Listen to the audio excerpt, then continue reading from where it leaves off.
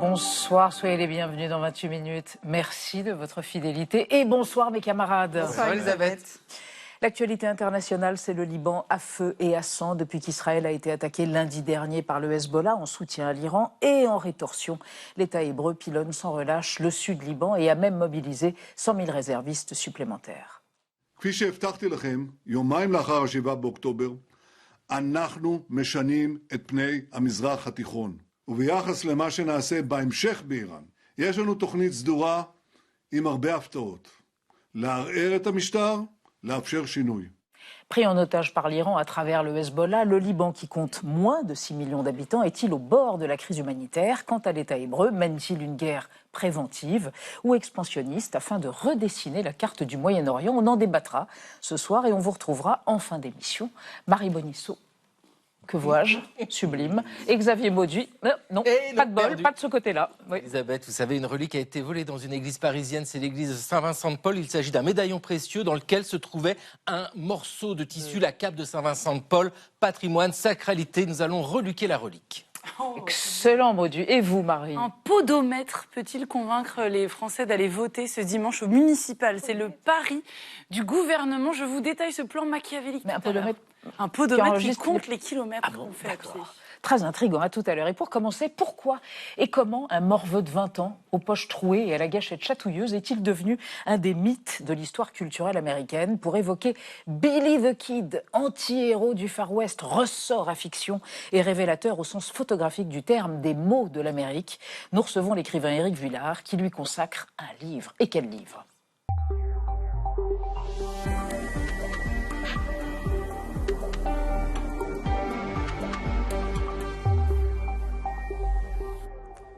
Éric Vuillard, bonsoir. Bonsoir. Je vous présente Anne Ndiaye et Benjamin Sportouche. Bonsoir. Parution aux éditions Actes Sud de ce récit. Ce n'est pas un roman, Les Orphelins, consacré entre autres à Billy the Kid. Il est quand même au centre de votre récit. Et vous avez justifié l'écriture de ce livre en vous étonnant du fait que d'autres Français ne s'y soient jamais intéressés. Dans une interview de façon très drôle, il y a quelques jours, vous avez dit ni Jean Genet, ni Michel Foucault se sont jamais intéressés à Billy the Kid. Il était ni fou, ni assassin, ni sodomite. Oui, en tout cas, ce qui me frappe beaucoup, c'est qu'on s'intéresse finalement si peu aux États-Unis, oui. Non seulement depuis la France. Vous voulez dire chez les romanciers français ou pas les seulement les écrivains romanciers, français? je dirais même les sciences humaines. C'est-à-dire qu'au fond, c'est comme si les États-Unis dominent le monde. Et bon, aujourd'hui, on voit comment ils sont en train d'essayer de recomposer. Et il est curieux de la part de gens qui sont plus ou moins ses vassaux de ne pas s'intéresser davantage à leur maître. Lisez Arnaud Miranda, Les Lumières Noires. Je ne dis pas que personne ne s'y intéresse. Bon, c'est une autre histoire. C'est pas l'objet de votre venue ici. C'est Billy the Kid, votre profil idéal par Olivier Boucreux. Cher Éric Vuillard. Éric Vuillard, pour vous, la littérature n'est pas un décor historique, c'est un contre-récit. Dans Les Orphelins, une histoire de Billy the Kid, vous démontez un mythe américain pour raconter les rapports de force qui fondent une nation. Pour gratter la légende jusqu'à l'os, vous avez le profil idéal. Depuis la Révolution française, depuis 200 ans, si on prend les grands noms de la littérature, au fond, c'est une histoire qui est à la fois littéraire et politique. Et cette histoire-là est liée à l'histoire des inégalités. 1968, votre père hurle sur les barricades, vous poussez votre premier cri à Lyon. Enfance bourgeoise et protégée, c'est le choc à l'adolescence quand vos parents s'installent dans un village alpin qu'ils restaurent à 1000 mètres d'altitude. C'est pas un travail d'Hercule, c'est au contraire quelque chose de passionnant. Quand on fait ce qu'on aime, on ne travaille pas. Mon fils m'a dit un jour, ah ben toi papa, ton village c'est ton tableau. Internat, isolement, vous lisez Villon, Rimbaud et Fuguet dès vos 15 ans, Espagne, Portugal, Italie, la littérature tient dans la poche et vous revenez toujours. Bac à 18 ans, puis droit, sciences politiques, anthropologie, philosophie, vous étudiez tout sauf l'art d'avoir un métier. Écrire est une manière de penser. En 1999 paraît Le Chasseur, votre premier roman, avec déjà la part animale sous la civilisation. Puis l'histoire entre en scène, chez vous pas de roman national, Conquistador raconte la chute des Incas, Congo le partage de l'Afrique, 14 juillet la révolution vue d'en bas. En 2017, l'Ordre du Jour reçoit le prix Goncourt. À partir d'un détail relevé dans les mémoires de Churchill, vous y montrez comment l'Anschluss s'est joué aussi dans les coulisses du patronat. La fiction n'est peut-être pas tant du côté de la littérature ou de l'art que du côté de la politique ou du pouvoir, en tout cas parfois. Et dans Les Orphelins, Billy the Kid n'est pas un héros de western, mais un adolescent pauvre, pris entre grands propriétaires et règlement de compte. Votre engagement déborde des livres, amnistie des Gilets jaunes, opposition à la réforme des retraites, soutien à la NUPES en 2022, appel à un cessez-le-feu à Gaza, plus récemment encore une tribune pour affirmer notre antifascisme. La neutralité n'est pas votre langue. Dans vos livres comme vos prises de position, vous rappelez qu'avant d'être une légende, une nation est toujours une lutte. Le récit qui n'est pas contre n'est pas écrit, il est dicté. Juste avant d'évoquer Billy the Kid, c'est marrant parce que vos deux muses poétiques, c'est Arthur Rimbaud et François Villon, qui n'ont pas vécu à la même époque, évidemment, l'un au 19e et l'autre au 16e, deux canailles, deux génies poétiques, mais deux canailles, deux outcasts, comme on dirait aux États-Unis. Mais d'une certaine manière, ils sont ceux de tout le monde. Ouais. Je veux dire que quand on étudie à l'école, Villon, c'est sans doute une La des balade premières... des pendus. Oui, et ce sont donc précisément des canailles, comme vous dites, qui s'adressent à nous, morts, pendus. Donc c'est ça peut-être le début de la littérature. Que représente Billy the Kid? Vous écrivez dans Les Orphelins, il n'arrive à rien, il part de trop bas, il est venu au monde trop tard. Ça veut dire quoi? Il représente d'abord cette cohorte de migrants qu'on nous présente en général dans la légende américaine comme étant ceux qui vont non seulement fonder les États-Unis, mais qui vont pouvoir justement monter dans la société, ce qu'on appelle des pionniers. Or, l'immense majorité de ces gens-là vont rester soit ouvriers à New York, soit comme Billy, ou petits propriétaires terriens, ou ce qu'on appelait garçons vachés. C'est donc de ça qu'il est question. C'est d'essayer de raconter de manière un peu plus proche de la réalité ce qui s'est produit et ce qui est arrivé à ces gens. Pendant ces fameuses années qui ont été tellement mythifiées, notamment au cinéma, pendant la conquête de l'Ouest, pendant les années de la ruée vers l'or, pendant les années de la construction du capitalisme, d'une certaine façon. Et il y a quelque chose qui vous tient à cœur, Éric Vuillard, dans Les Orphelins, il y a une analyse extrêmement dense, corrosive de la propriété privée. Alors cette propriété privée, c'est les propriétaires des ranchs, les propriétaires de terrains, les propriétaires de tripots, mais la propriété privée est au cœur de la problématique. Oui, elle est bizarrement, elle est comme évacuée en général du western. C'est comme si le western était une affaire d'honneur, vous voyez, de duel simplement. Mais en réalité, derrière ces affaires d'honneur, ce sont des affaires politiques et économiques qui se jouent, puisque ces cow-boys sont des mercenaires, ils ont des patrons. Et donc, aussitôt, en m'intéressant à Billy, eh bien, je suis tombé sur différents individus qui régentaient non seulement le comté de Lincoln, où Billy œuvrait, mais également le Nouveau-Mexique, puisqu'il est notamment, il s'affronte avec la bande d'un avocat de Santa Fe, Thomas Benton Catron, qui finira sa carrière au Congrès, si bien que, vous voyez, c'est comme un peu Alice face au miroir, on franchit le miroir et on tombe au Mexique, au centre du pouvoir. Vous êtes allé là-bas? Vous êtes allé Oui, je à suis Las allé Vegas, au Nouveau-Mexique? En fait, oui, je suis allé à plusieurs reprises, en fait, à la fois au Nouveau-Mexique, enfin, j'ai fait un long trajet en voiture, et puis je suis allé aussi une autre fois à Washington, enfin bon, aux États-Unis, à plusieurs reprises. Histoire. Il y a une résonance voulue avec l'actualité ou pas? Parce que quand il y a des truands qui deviennent des policiers avec des méthodes barbares, bien sûr, on ne peut pas s'empêcher de penser, par exemple, à l'ICE, la politique de l'immigration qui a été si contestée, celle de Donald Trump, par des Américains eux-mêmes. Oui, alors, en fait, c'est un phénomène d'abord assez général. J'avais déjà, dans un autre livre, parlant de Chiappe, donc un préfet français, montré combien des petits nervis aussi avaient été à la base de la police française. Donc, au fond, là, c'est simplement, il y a des mois, donc en achevant le livre au mois de juin, que ces choses ont été écrites et imprimées ensuite. Et donc, j'ai été moi-même, d'une certaine manière, non pas surpris, mais en tout cas, l'actualité m'est revenue au visage et j'ai constaté, comme bien des gens, de façon navrée, que les modes de recrutement aujourd'hui de l'ICE et puis la façon dont ils étaient formés n'étaient pas tout à fait sans rapport avec cette violence initiale. Oui, les modes de recrutement qui rappellent ceux des bandes qui recrutent des pistoleros et des canailles, quoi. Oui, tout à fait. Et tout ça a sans doute à voir aussi avec le fait que, la colonisation n'est sans doute pas un phénomène qui s'achève une fois pour toutes, comme on veut nous le faire accroire. En fait, elle est en cours, elle continue. On va évoquer avec vous, Éric Vuillard, et avec Anna, le fait que, vous le savez, il y a des élections de mi-mandat qui auront lieu en novembre prochain aux États-Unis. Les républicains et les démocrates sont en train de s'attaquer à la carte électorale. Oui, l'intégralité des sièges de la Chambre des représentants vont être renouvelés lors de ces prochaines midterms en novembre donc. Et les démocrates ont besoin de seulement 3 sièges supplémentaires pour que la Chambre bascule de leur côté. Alors pour conserver sa majorité, Donald Trump a appelé tous les États rouges à redessiner leurs cartes électorales, soit en se délestant de quelques zones qui sont acquises aux démocrates, soit en diluant ces bastions dans le maximum de circonscriptions. Et cette méthode, elle porte un nom, ça s'appelle le gerrymandering, du nom d'un élu qui s'appelait Elbridge Gerry et qu'il a popularisé en 1812. À ce stade, aujourd'hui, plus d'une dizaine d'États américains ont engagé le processus. La nouvelle carte du Texas a été validée. Elle doit permettre aux républicains de bénéficier de 5 sièges supplémentaires à la Chambre. Et puis en Californie, nouvelle carte aussi avec 5 sièges gagnés, mais cette fois pour les démocrates. Beaucoup d'intellectuels aux États-Unis estiment que cette mesure, de redécoupage électoral, c'est de la triche. Est-ce que c'est ce que vous pensez aussi ? C'est-à-dire que je pense que c'est pas la seule. Je ne sais pas si c'est seulement le mot triche qui est adapté, c'est-à-dire manipulation. Oui, enfin, je veux dire, les élections en général aux États-Unis sont tout de même toujours. Il y a des processus très complexes. Vous marquerez d'abord ce qu'on appelle les primaires pour les présidentielles sont très difficiles à comprendre. Les grands électeurs. Oui, c'est ça. Il y a toujours des biais, des choses qui sont liées à l'histoire, au passé, etc. Et puis le financement des campagnes est aussi quelque chose. Donc je pense que ça obéit plutôt à un ensemble de déterminants. Ce que je dis dans mon livre, c'est que lorsque j'ai travaillé sur l'élection de Pat Garrett, donc le shérif qui va abattre Billy. Qui va abattre Billy the Kid en 1881. Et ça, je m'attendais à tomber sur, au fond, une élection trichée, justement, de façon ostensible, les urnes bourrées.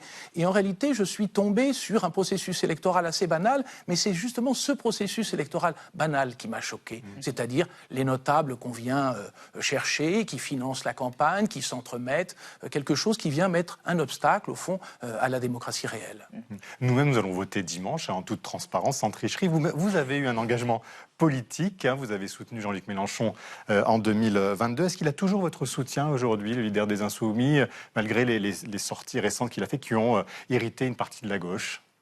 C'est-à-dire que vous voyez, quand en 81, Mitterrand s'est présenté, il avait tout de même lui aussi quelques défauts. Il me semble qu'aujourd'hui, ne pas soutenir les Insoumis, c'est du suicide politique pour la gauche. Donc vous êtes toujours derrière lui et vous le ferez jusqu'en 2027 Vous n'avez pas été choqué par les sorties certains considéraient qu'elles étaient de tonalité antisémite, par exemple. Je crois que, comme je vous le disais, vous voyez, François Mitterrand, pendant la guerre d'Algérie, avait tout de même lui aussi participé à des choses qui me paraissent d'une gravité importante. Or, on s'est finalement rallié à lui. Je crois que surtout, vous voyez, quand un parti est, disons, plus proche de l'économie de marché, on se rallie en général plus aisément à lui. Et vous voyez bien que dès lors que ça n'est pas le cas, eh bien, on trouve toujours toutes sortes d'obstacles pour ne pas le faire. Billy the Kid, beaucoup d'incarnations au cinéma, une extraordinairement surprenante, Jean-Pierre Léaud, dans les années 70, dans un film de Luc Moulet. Est-ce qu'on va le voir, on va voir l'affiche de ce Billy the Kid réalisé par un auteur cinéphilique français. Est-ce que vous avez vu beaucoup de films ou est-ce que, d'une certaine façon, la notion d'image a été évacuée? D'ailleurs, ce n'est pas Billy the Kid. C'est une sorte d'astuce. Ce n'est pas Billy the Kid qui est sur la couverture. Non, c'est Jesse Evans qui était un compagnon de Billy.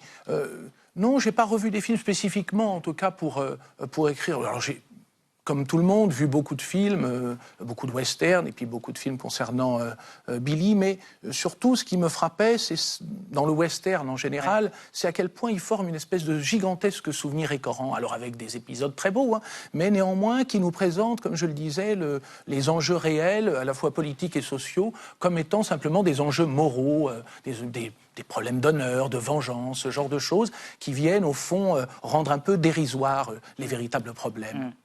Les orphelins, Éric Vuillard, aux éditions Actes Sud. Merci d'être venu évoquer ce personnage absolument fascinant. Merci Éric Vuillard. Merci encore. Et on va passer à notre débat sur le deuxième front ouvert par Israël au sud Liban, à l'est du pays et dans le sud de Beyrouth. Des bombardements sur les infrastructures et sur les hommes du Hezbollah, la milice islamiste chiite antisioniste et anti-occidentale financée par l'Iran. L'État hébreu mène-t-il une guerre préventive ou une guerre expansionniste? Débat après la mise au point de Sandrine Le Calvez.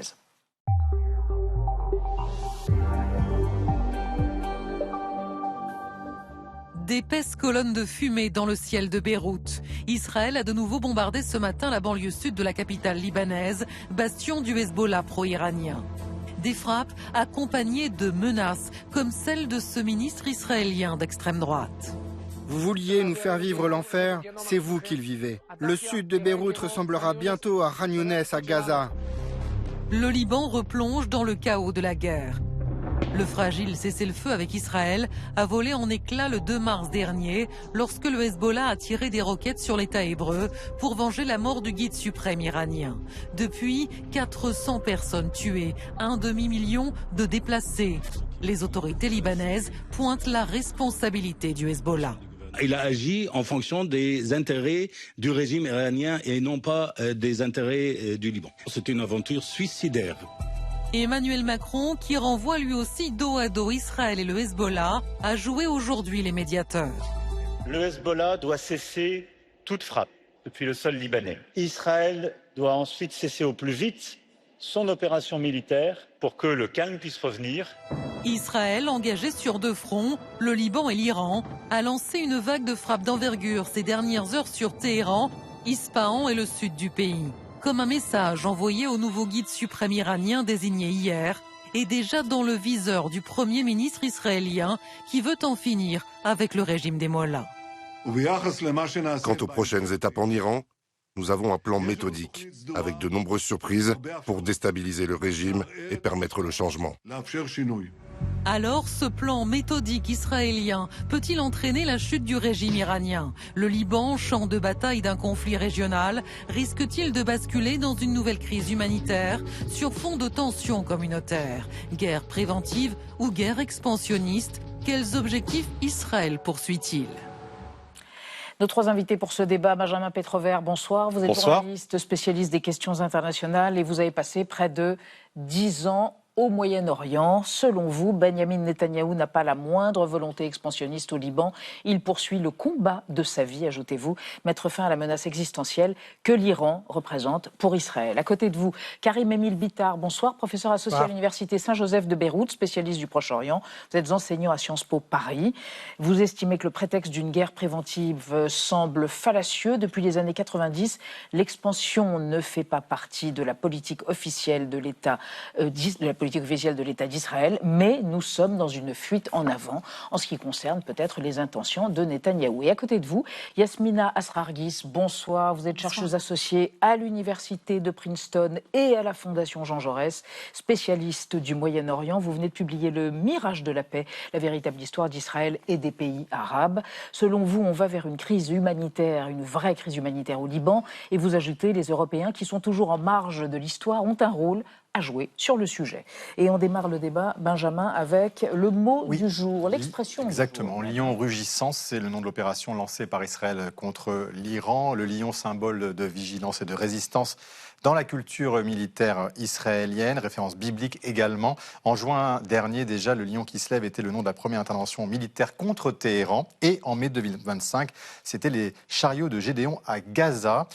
Karim Emile Bitar, il y a une importance de la sémantique dans les guerres menées par Netanyahou pour les ancrer dans une histoire plus ancienne, plus biblique d'Israël? Absolument, c'est ça qui est intéressant dans cette guerre, c'est que le messianisme est présent de tous les côtés. On connaît bien sûr le messianisme du régime iranien avec sa doctrine de Wilayat al-Faqih, son eschatologie, son regard sur l'apocalypse. Mais ce qui est frappant, c'est de voir également aux États-Unis un discours très religieux. Lindsey Graham parle de guerre de religion. Qui est Lindsey Graham ? Lindsey Graham, sénateur censé être un grand spécialiste de politique extérieure, très proche de Donald Trump, nous parle de guerre de religion qui va définir le prochain millénaire. Le secrétaire à la guerre, qui s'appelait secrétaire à la défense, Pete Hegseth, oui, a écrit un livre qui s'appelle American Crusade, croisade américaine, et il a des tas de tatouages faisant référence à la troisième et la deuxième croisade. Et côté israélien, il y a également un messianisme assez marqué que l'on retrouve chez certains membres du gouvernement. Donc derrière les intérêts géopolitiques classiques, l'intérêt pour les ressources économiques et énergétiques, il y a également cette dimension-là qui est particulièrement inquiétante dans un contexte de perte des valeurs à l'échelle mondiale. Yasmina Asrargis, pour revenir sur le... Rebondir ou... Oui. Dites-nous. Je voudrais juste préciser tout de même, parce que utiliser le mot messianisme, je ne sais pas ce que vous entendez par messianisme, mais en fait, en Israël, on est dans le pays de la Bible. Donc, de la même manière qu'en France, dans les grands discours à l'Assemblée nationale, on fait appel à Montesquieu ou à Rousseau, en Israël, on fait appel à la Bible, tout simplement. Il y a pas, ça pourrait être un dirigeant de droite comme de gauche en Israël. Systématiquement, les références, c'est la Bible. On n'a pas besoin d'être messianiste pour ça ou messianique pour ça. Et en l'occurrence, le nom de cette opération, c'est l'emblème de Jérusalem, c'est le sceau du roi David, et c'était surtout un clin d'œil au peuple iranien, parce que c'est le drapeau de l'Iran jusqu'en 1979. Donc le lion, c'était avant tout cela, pour montrer le lien qu'il y avait entre les deux peuples. Alors, aux États-Unis aussi, on fait fréquemment référence à la Bible, c'est tout à fait normal. Le problème en Israël, c'est que certains considèrent que la Bible est un cadastre. Or, David Ben-Gourion lui-même disait au Sunday Times en 1969, la Bible n'est pas un cadastre. Yitzhak Rabin était sur cette ligne-là. Aujourd'hui, des deux côtés de l'échiquier politique en Israël, vous avez des... Oui, mais là, vous parlez de la géographie. Moi, je parle simplement de l'utilisation dans un discours des mots de la Bible. Les mots de la Bible là-bas, en Israël, c'est simplement parce que c'est un texte de référence qui sert aussi pour les discours politiques. Alors, on y reviendra. On va avancer, Yasmina Asrargis, sur ce qu'a annoncé Benyamin Netanyahou, c'est-à-dire un plan méthodique avec des surprises pour éradiquer le régime iranien. À quelle surprise peut-on s'attendre? C'est vrai que c'est un vocabulaire à laquelle on n'est pas habitué dans une opération militaire. Alors la posture israélienne dans cette guerre, d'abord vis-à-vis de l'Iran, et puis le rapprochement du front libano-iranien, du front Israël-Iran à cette frontière entre Israël et le Liban, nous montre plusieurs choses. D'abord que Israël était fortement préparé à cette réponse du Hezbollah, qu'ils avaient identifié la présence de certains membres des Pasdaran qui ont utilisé cette fois-ci le territoire libanais pour prendre en main le Hezbollah et donc prendre en otage l'entièreté du peuple libanais réellement, puisque Israël, dans la minute qui a suivi, a déployé 100 000 hommes dans cette région et repris cette zone du sud-Liban, bien que ces frappes de missiles soient venues de la Beka, donc la région nord-est. Donc c'est déjà des surprises quelque part. Il y a déjà c'est des non-surprises sur le plan militaire. En revanche, la véritable question va être est-ce que la France aujourd'hui, sans l'Amérique de Joe Biden et d'Anthony Blinken, peut-elle réobtenir l'accord qu'ils ont obtenu lors du précédent cessez-le-feu? Et est-ce que les conversations qui ont actuellement lieu à Chypre permettront à la diplomatie de prendre le devant et de conduire à une véritable désescalade dans cette région, puisque la guerre, rappelons-le, est censée être très momentanée avec une véritable stratégie et préparer le terrain de la diplomatie et de la négociation. Chypre, Emmanuel Macron était à Chypre aujourd'hui. Benjamin Petro-Vers, vous qui avez collaboré avec plusieurs médias, vous avez passé près de 10 ans prochain, vous avez travaillé notamment pour I24 News. Est-ce que les Israéliens sont derrière le Premier ministre Netanyahou actuellement? Les sondages le disent, ils soutiennent cette opération? Alors, pour la guerre en Iran, oui, on a les sondages qui nous disent qu'il y a quelque chose comme 80% de soutien au sein de la population israélienne. C'est toute une société qui, depuis 40 ans, vit avec cette menace, qui entendait année après année les dirigeants iraniens, les ayatollahs, appeler à la destruction de l'État d'Israël et expliquer qu'ils allaient rayer Jérusalem et Tel Aviv de la carte. Donc, il est clair pour les Israéliens, il y a un soutien face à cette opération.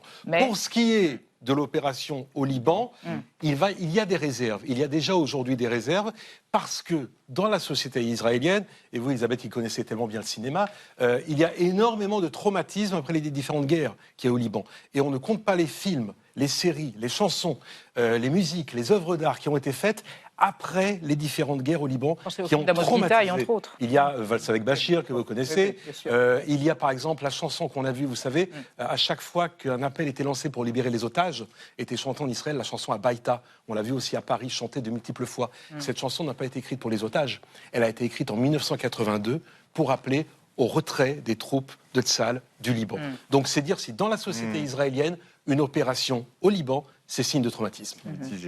On va évoquer avec Anna Benyamin Netanyahou, donc, qui a présenté cette guerre comme étant défensive, et pourtant un missile qui a été utilisé contre l'Iran pourrait contrecarrer cette thèse. Vous nous expliquez de quel missile, d'ailleurs, qui a un nom particulier, il s'agit. Oui, le missile Blue Sparrow que l'on va voir, moineau bleu en français, qui à l'origine, au début des années 2000, était une arme de défense anti-aérienne, mais qui, ces dernières années, a évolué jusqu'à devenir une arme d'attaque air-sol. C'est d'ailleurs ce missile qui est responsable de la mort de l'ayatollah Khamenei. 6,5 mètres de long, près de 2 tonnes, une portée de plus de 1000 km. Et surtout, sa particularité, c'est de pouvoir quitter l'atmosphère, puis de redescendre en piqué sur sa cible sans se faire intercepter par les systèmes de défense. Et cette prouesse militaire qui a été observée par le monde entier fait depuis les beaux jours des entreprises d'armement israéliennes. Mercredi dernier, la valorisation du groupe Elbit Systems, qui fabrique notamment des bombes, des missiles et des drones de surveillance, a atteint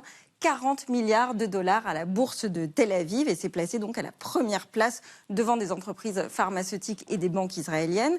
Et puis les carnets de commandes dans l'armement ne désemplissent pas. Le groupe public Rafael, qui est à l'origine de ce missile Blue Sparrow et du dôme de fer, ainsi que 2 autres mastodontes de l'armement israélien, enregistrent à eux 3 près de 60 milliards de dollars de commandes, l'Europe étant leur principal client, suivi de l'Inde et des Émirats arabes unis. Yasmina Asrarguis, est-ce que cette guerre, au-delà de détruire l'ennemi iranien, c'est aussi une manière de se positionner stratégiquement dans l'armement mondial pour Israël ? Je pense que l'armement américano-israélien aujourd'hui est en train de connaître une phase d'accélération, puisqu'on voit bien tant en termes de contrats signés qu'en termes de projections sur les prochaines années et ce qu'on appelle le inside trading à Washington, c'est-à-dire le premier cercle autour du Congrès et de Washington a des impressions et des informations sur le cours du marché militaire et investit d'une certaine manière. Donc toutes ces informations nous permettent de voir qu'effectivement l'heure est à la guerre et à la préparation d'un dispositif militaire qui est... Et hier, Trump, par ailleurs, informait de sa volonté de se lancer à Cuba. C'est l'étape d'après. Donc on voit bien que l'Iran n'étant pas fini, il y a déjà d'autres pays qui sont dans le radar et la cible de Washington actuellement. Une question, Karim-Émile Bittard, on se demande si la réponse israélienne à l'attaque qui a eu lieu la semaine dernière, donc par le Hezbollah sur le territoire israélien, la réponse israélienne au Liban est disproportionnée ou pas ? Oui, bien évidemment. Toutes les ripostes israéliennes... Elle a fait plusieurs centaines de morts et 1130 blessés. Sont systématiquement disproportionnées. Le Hezbollah a commis une erreur stratégique majeure en donnant à Israël un prétexte d'attaquer. Il a lancé 6 roquettes qui n'ont atteint quasiment aucun objectif. Et c'est 700 000 Libanais qui sont sommés de quitter leur domicile en moins de 2 heures. L'explication de ces ripostes disproportionnées, elle tient au traumatisme historique. Le peuple juif ayant subi au XXe siècle la destruction des Juifs d'Europe, étant sorti traumatisé de la Seconde Guerre mondiale, a tendance à percevoir toute menace stratégique comme étant une menace véritablement existentielle. D'où la volonté d'éradiquer tout ennemi avant qu'il ne soit en mesure de vous faire du mal. Je suis de ceux qui pensent que l'Iran représente une menace stratégique pour Israël, mais pas une menace existentielle. Israël est quand même un pays qui dispose d'au moins 80 ogives nucléaires, peut-être 200 à 300. C'est un secret de Polichinelle qui a finalement été reconnu à l'époque par Shimon Peres. Donc il n'y a pas véritablement de risque qu'Israël soit rayé de la carte. À ce jour, le seul pays qui a été rayé de la carte, c'est la Palestine. Il y a cette menace stratégique, il y a les traumatismes historiques que l'on peut comprendre, qui conduisent systématiquement les Israéliens à surréagir, ce qui fait qu'ils sont incapables de transformer leur victoire militaire grâce à cette écrasante supériorité technologique en victoire politique. Oui. Pérez, qui est l'ancien Premier ministre israélien, Benjamin Petrower. C'est vrai qu'en même temps, quand on lit ce qu'a dit le ministre israélien des Finances, Bezalel Smotrich, qui est situé à l'extrême droite de l'échiquier politique en Israël, voilà ce qu'il dit. Très bientôt, la banlieue sud de Beyrouth ressemblera à Khan Younes. Qu'est-ce que ça vous inspire quand vous lisez ça ? C'est vrai qu'on se dit que le Hezbollah, l'attaque qu'il a fait, était un prétexte bienvenu pour Israël pour attaquer le Liban et se débarrasser du Hezbollah, ce qu'il n'a pas pu faire en juin dernier. Écoutez, pour Israël, il y a un seul mot et un seul qui compte, c'est la sécurité. Qui plus est, depuis le 7 octobre. Avant le 7 octobre 2023, il y avait différents statu quo. Statu quo avec Gaza, où on laissait le Hamas avoir le pouvoir. Statu quo avec le Liban, où il y a eu plusieurs conflits avec le Hezbollah. Il y a eu un cessez-le-feu au dernier, parce qu'il n'a pas pu aller jusqu'au bout. Et surtout avec Téhéran, où les deux pays se regardent en chien de faïence. Il y a eu l'an dernier la fameuse guerre des 12 jours, où Donald Trump a dit stop, alors que les Israéliens voulaient que ça dure au moins 20 jours. Donc pour les Israéliens, toutes les menaces proviennent d'un seul et même pays, à savoir l'Iran. Donc oui, côté israélien, on estime que la menace iranienne est une menace existentielle, et pas parce que l'Iran a installé tout autour du territoire israélien, quand vous regardez la géographie, au nord le Hezbollah, au sud le Hamas, à l'est les tirs de Téhéran, et même plus au sud, on ne les a pas encore entendus depuis 10 jours, mais peut-être va-t-on les voir agir d'ici les jours prochains, ce sont les Houthis depuis le Yémen. Donc il y a eu toujours différentes guerres et différents statu quo, des guerres qui ont parfois abouti à des cessez-le-feu, mais depuis le 7 octobre, il y a quelque chose qui fait consensus dans la société israélienne, c'est de ne plus laisser de statu quo et désormais rayer toute possibilité de menace, que ce soit à la frontière sud, autour de Gaza, les kibboutz qui étaient menacés, ou à la frontière nord, avec les villages qui, il y a 1 an encore, devaient être évacués. Ouais, quitte à dire, comme Smotrich dit, de faire du Sud-Liban un nouveau Gaza, c'est les mots qu'il a utilisés. Alors aux États-Unis, certains prônent une vision biblique de l'étendue d'Israël, pas uniquement en Israël. Écoutez par exemple l'ambassadeur américain à Jérusalem. Israel is a land that God gave through Abraham to a people that he chose. It was a people, a place, and a purpose. Does Israel have the right to that land? Because you're appealing to Genesis. Yeah. You're saying that's the original deed. It would be fine if they took it all. Alors, c'est une vision d'un grand Israël qui irait du Nil à l'Euphrate, donc de la Syrie à l'Égypte. C'est, Yasmina Sraghi, c'est quand même une vision qui est assez marginale, vous diriez, ou pas ? Alors moi, j'aimerais revenir à ce qui a été dit en début d'émission, et on est véritablement dans un Moyen-Orient où idéologie confronte idéologie. Et si vous allez aujourd'hui à Washington, dans les sphères du pouvoir, que ce soit au Congrès ou à la Maison-Blanche, vous avez effectivement un bloc néo-évangélique extrêmement bien organisé depuis le dernier mouvement de Turning Point de Charlie Kirk, qui a été assassiné il y a peu de temps. Oui. En Israël, vous avez également des partisans du Grand Israël qui sont soutenus par cette branche néo-évangélique. Et pour vous donner un exemple de comment ça se traduit sur le terrain, lors de la première administration Trump, Jared Kushner et Trump décident de déplacer le gendre, qui était à l'époque envoyé spécial au Moyen-Orient, décident de déplacer l'ambassade américaine de Tel Aviv à Jérusalem au sein de cette cérémonie de célébration, véritablement.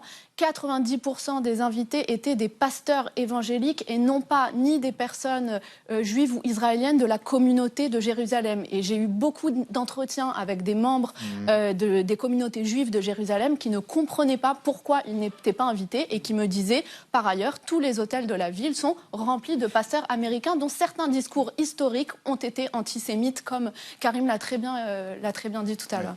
Karim Emile Bittard, de là à dire est-ce que Netanyahou partage cette volonté expansionniste, il y a un pas, est-ce que vous le franchissez ou pas? Est-ce que vous pensez qu'il fait partie de ceux qui veulent ce territoire très large d'Israël? Netanyahou n'est pas un idéologue, ce n'est pas quelqu'un qui est idéologiquement en faveur d'un Israël qui irait du Nil à l'Euphrate. Mais dans les textes fondateurs de l'État d'Israël, il y avait des volontés expansionnistes jusqu'au fleuve Litanie au sud Liban, parfois même au-delà, qui étaient rédigées par l'agence juive, par plusieurs pères fondateurs. Ça avait complètement disparu dans les années 90. Israël n'avait plus besoin des ressources hydrauliques du Liban. Mais aujourd'hui, l'appétit venant en mangeant, ces discours ressurgissent chez certains hommes politiques israéliens. Certains appellent à recoloniser Gaza. Il est à craindre qu'Israël installe une vaste zone de sécurité, une zone tampon. On nous avait dit que le Golan était une zone tampon. Aujourd'hui, il faut une zone tampon autour de la zone tampon. Donc, on a déjà annexé une grande partie du territoire syrien. Il faudrait que Israël prenne garde à ne pas se montrer trop gourmand, car cette obsession de la sécurité plante les germes de l'insécurité de demain. Vous corroborez cette angoisse par rapport aux germes de demain? Je ne sais pas ce que certains appellent le grand Israël, parce qu'on voit des cartes circuler qui montrent tout et n'importe quoi, du Nil jusqu'à l'Euphrate. C'est quelque chose qui n'existe pas en Israël, pardonnez-moi, mais c'est ridicule. Oui, parce que ça inclurait l'Égypte. Mais Israël va envahir la Jordanie, la Syrie, jusqu'à... Pardon, c'est ridicule de montrer cette carte. Pour tout vous dire, en fait, c'est une carte qui a été remise sur la table par les mollahs à partir de 79. Pour montrer combien, justement, Israël était un pays qu'il fallait rayer de la carte, parce que c'est un pays expansionniste. Ça vient de là, ce message de l'expansionnisme. Ça vient aussi de certains Français pro-israéliens de la diaspora qui la produisent tous les jours sur les réseaux sociaux. Il y a une avocate qui est membre d'un comité dont le nom ne me revient plus, qui publie cette photo sur Internet en disant « Voilà la terre que Dieu m'a promis ». Donc ce n'est pas aussi marginal qu'on ne pourrait le penser. Oui, mais pardon, on parle des responsables politiques israéliens depuis 1948. Il n'y en a pas un seul qui a déclaré, même Ben Gvir ou Smotrich d'ailleurs, qui sont les plus extrémistes, eux ils font débat parce que on parle de la Cisjordanie, on parle de Gaza, on peut discuter tout ça, il n'y a aucun problème. Mais par contre, parler d'envahir des pays voisins... Ils sont nés de cette mouvance, ils sont l'incarnation moderne de la mouvance kahaniste. Ce n'étaient pas des gens qui étaient dans les années 90. Il y a des téléspectateurs qui nous regardent, il faut bien qu'ils comprennent que, j'ai passé quasiment 10 ans en Israël, il n'y a pas un responsable politique israélien qui monte cette carte. Ça n'existe pas. La vérité, c'est vrai, il faut le reconnaître, il y a débat autour de la Cisjordanie, il y a débat autour de Gaza, et aujourd'hui, en effet, si vous me posez la question, il y a débat concernant le Sud-Liban. Alors, justement, concentrons-nous, gardons un tout petit peu de temps à propos du Liban. Est-ce que le Liban est sur le point de plonger dans une crise humanitaire ? Alors, vous avez déjà une crise humanitaire puisque des centaines de milliers de familles du Sud sont en train de remonter. 600 000 personnes sont sur les routes. 600 000 personnes sur les routes et déjà un visuel à Beyrouth notamment où vous avez des familles entières qui vivent dans les rues, dans les corniches et un besoin au niveau des organisations humanitaires de déployer cette aide de manière indiscriminée à toutes les familles, mais un besoin qui dépasse la capacité de réponse, bien que depuis l'explosion du port de Beyrouth en 2020, vous avez eu une restructuration de l'appareil humanitaire au Liban d'une manière extrêmement intéressante puisque l'aide est beaucoup plus démocratisée et il y a moins sur le terrain, quand vous parlez aux humanitaires, cette confessionnalisation qu'a pu être l'aide dans cette région auparavant. Et peut-être... Oui. peut-être juste rajouter sur le point de l'importance d'avoir des États forts et capables de répondre sur le plan régalien dans cette région. J'aimerais rappeler que les grands accords de paix qui ont été l'Égypte ou la Jordanie avec Israël ont permis de ne plus avoir de guerre de nouveau avec Israël. Et le pari qui voudrait être fait d'investir dans des pays éclatés au Proche-Orient, que ce soit le Liban ou le démantèlement progressif de la Syrie, est un pari, à mon avis, risqué, puisque ne garantirait ni la sécurité des citoyens arabes, ni celle d'Israël. Dernière question pour Karim Medika. Justement, sur le Liban, avec un État qui est quand même très faible et qui, pour l'instant, condamne l'action du Hezbollah et se retrouve piégé et ne peut pas réussir à le démilitariser, ce qu'Israël considère être une justification pour intervenir elle-même. Absolument, je rejoins tout à fait ce qu'a dit Yasmina. Le véritable risque aujourd'hui, c'est un risque de fragmentation, de chaos, pas seulement au Liban, mais dans l'ensemble de la région. Cette fuite en avant israélienne pourrait produire des catastrophes humanitaires qui, à leur tour, vont produire une dislocation sociale et économique, et au Liban, éventuellement une crise de régime politique, car il y a une véritable polarisation autour de la question du Hezbollah, et il est à craindre que la stabilité de la Syrie, l'unité de la Syrie et l'unité du Liban soient remises en question, et ce serait une boîte de Pandore qui s'ouvrirait une déstabilisation à long terme. Sauf que si le Hezbollah disparaît, Madame Maître Vert, on dit qu'il y a déjà d'autres ministres qui pourraient se reconstituer aussitôt. Mais il faut se rappeler simplement qu'il y a une semaine, la guerre opposait Israël au régime des Mollahs. C'est parce que le Hezbollah a attaqué Israël, sans doute sur ordre des Mollahs iraniens, qu'Israël a décidé de riposter, de répliquer, de mener cette action particulièrement violente, avec en effet des conséquences sur les civils libanais qui est particulièrement dramatique, il faut aussi le préciser. Mais pour tout vous dire, j'ai parlé ce week-end avec des contacts que j'ai au Liban. Ils m'ont dit la même chose. Ils m'ont dit on a une immense colère face au Hezbollah, qui une nouvelle fois nous met dans la guerre, mais aussi colère vis-à-vis des autorités libanaises, parce qu'elles n'ont pas joué leur rôle. Leur rôle de faire désarmer le Hezbollah et de faire tampon pour éviter qu'il y ait encore un conflit. Merci à tous les trois d'être venus expliquer et débattre courtoisement entre vous. Mais en tout cas, c'était tonique. Merci infiniment à tous les trois. On reste dans l'actualité vue par Xavier Maudieu et Marie Bonisseau. Ce week-end, vol inexplicable d'un morceau de la tunique de Saint-Vincent-de-Paul à Paris. Et puis à quelques jours du premier tour des élections municipales, mais oui, elles existent, elles auront lieu dimanche. Eh bien, le gouvernement utilise des applications comme Tinder pour inciter les jeunes à aller voter, à aller tévo, je ne sais pas comment on dit quand on est jeune. Mais pour commencer, le mot vedette du jour, c'est tipster, une déclinaison de hipster, pour désigner les jeunes influenceurs qui grenouillent dans le monde des paris sportifs. Ils ont fait leur beurre au moment des JO, c'est entendu. Aujourd'hui, on va parler de suivi tipster. Qu'est-ce qu'un tipster professionnel? T'as pas besoin de tipster pour ça. Qu'est-ce que ça veut dire? Exactement ce que ça dit. Merci de m'en dire un peu plus. Entendu. La vie secrète des mots vedettes. On connaissait les hipsters, la barbe avant la tendance, les chipsters, les chips avant le dîner. Voici les tipsters, le résultat avant le match. Tipster ou pronostiqueur sportif, celui qui vous dit quoi parier. Le terme vient de type. Au XVIIIe siècle, c'est le pourboire, la petite somme pour service rendu, conseil avisé, bon plan. Ajoutez le suffixe ster, celui qui fait en anglais, et apparaît le tipster, le spécialiste du bon tuyau, comme Huggy, Team Starsky, mais moins artisanal, numérique, viral, scénarisé. Score exact, buteur, cote immanquable, le tipster ne joue pas forcément, il conseille et souvent il facture. Il vend une idée, vous allez gagner.